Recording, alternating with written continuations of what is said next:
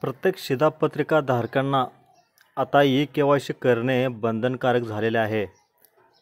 शिधापत्रिकेत नावे असलेल्या कुटुंबातील सदस्यांचं ई-केवायसी नसेल तर धान्य मिळणार नाही.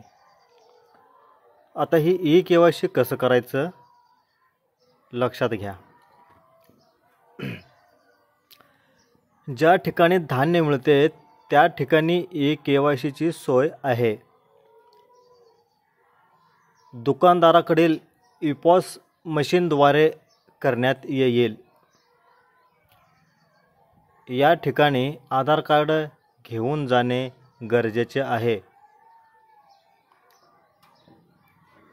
तसेच मेरा राशन या ॲपच्या मदतीने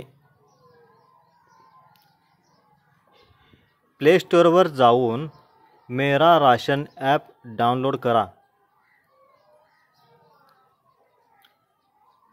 ॲप चालू झाल्यानंतर राशन कार्ड किंवा आधार कार्ड क्रमांक पर्याय तुम्हाला दिसेल.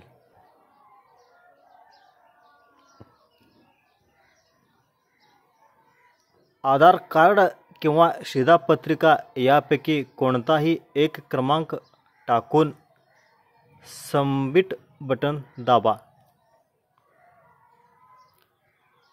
त्यानंतर आधार सीडिंग या ऑप्शनवर यावे. त्यानंतर तुमच्या कुटुंबातील सदस्यांच्या नावापुढे आधार सीडिंग यस किंवा नो दिसेल.